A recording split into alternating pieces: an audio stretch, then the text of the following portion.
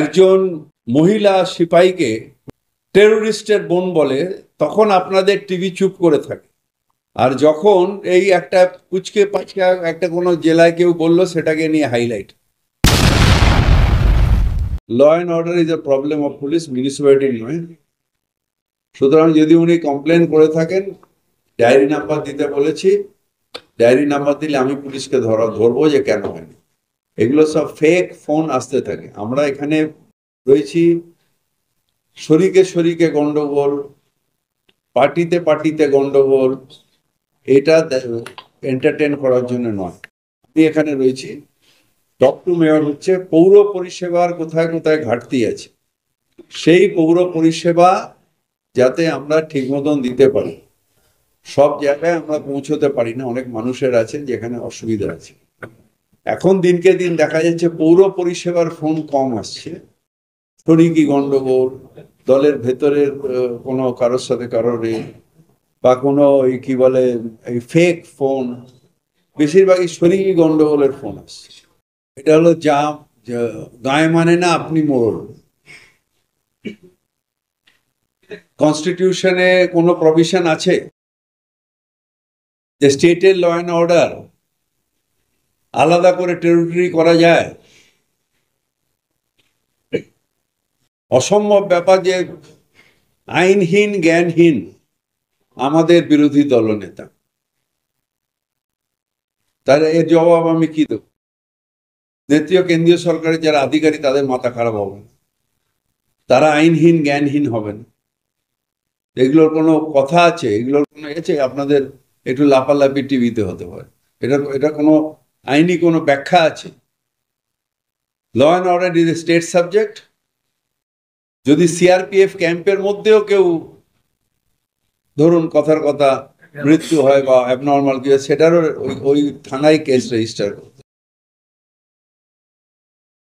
যদি শিয়ালদা স্টেশনের ভেতরে কারোর মৃত্যু হয় বা কোনো অন্য হয়, সেটাকেও স্টেট সেটাকে টেক আপ করতে পুলিশকে, সিআরপিএফ করে পুলিশকে দিতে হবে, লোকাল থানা। এগুলোর কোনো ব্যাখ্যা আছে? আমি বলবো ওখানে ঢুকতে দেবে না, ওকে ঢুকতে দেবে না, কে ঢুকতে দেবে না? কে কাকে ঢুকতে দেবে? একটা দলের বাবার রাজত্ব, বিজেপির রাজত্ব হচ্ছে সেন্ট্রাল গভর্নমেন্ট, না মানুষের রাজত্বে ওরা এসছে?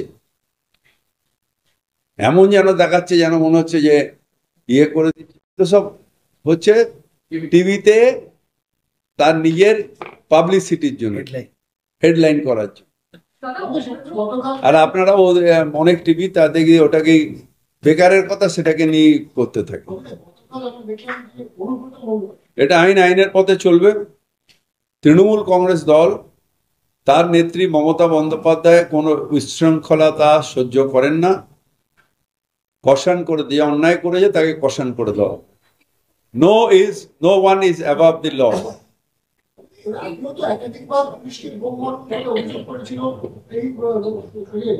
শোনেন, সারাদিন ধরে যখন বিজেপির নেতারা একজন মহিলা সিপাহীকে টেরোরিস্টের বোন বলে, তখন আপনাদের টিভি চুপ করে থাকে। আর যখন এই একটা কুচকে পাচকা একটা কোনো জেলায় কেউ বলল, সেটাকে নিয়ে হাইলাইট। গ্র্যাভিটি অফ ওইটা বেশি, পুলিশকে বোন বেশি, না একজন মহিলা আর্মি অফিসার যে আমাদের এখানে যে পাকিস্তান ওপর আমরা যে প্রতিশোধ নিয়েছি, আমাদের 26 জনের মৃত্যু, যে অফিসার ফেস করছিল, তার সম্মান বেশি? কোনটা? আমি প্রধানমন্ত্রীর মুখপত্র নই, আমি এটা জানি না। তবে আমাদের নেত্রী কোনো রকম অন্যায় সহ্য করেন না, কোনো রকম অন্যায় করতে দেন না, এবং আমরা এর ব্যাপারে খুব স্ট্রিক্ট। জানা নেই যে বিজেপিরা এসব করতেই পারে। এগুলো জায়গায় এমন এনক্রোচমেন্ট হয়ে গেছে যে নিয়ে যাবার জায়গা নেই। এই টালি নালা পরিষ্কার করতে গিয়ে আমরা দেখেছি যে এত বেশি এনক্রোচমেন্ট যে নিয়ে যাবার জায়গা নেই। সুতরাং ওখানে যদি বলে, তাহলে লোকাল রিপ্রেজেন্টেটিভ করে কোনো দু একটা ঘর সরিয়ে টরিয়ে দিয়ে যদি আমরা ওখান থেকে ওগুলোকে বার করা যায়। সিন্দুর ওভার।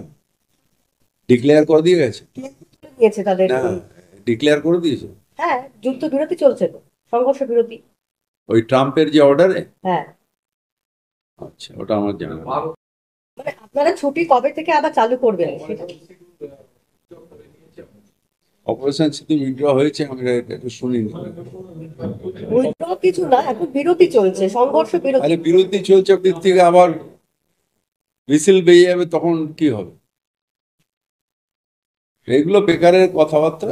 আমরা অল টাইম অল টো আছি, বিশেষ করে আমার যে আমরা সবসময় রেডি আছি, যেহেতু বর্ষা আসছে, এমনি আমাদের এটা এমার্জেন্সি সিচুয়েশন। আমরা নিশ্চিতভাবে চাইবো মানুষ ইচ্ছায় পে ট্যাক্স উইথ স্মাইল, এটা আমার সবসময় লক্ষ্য।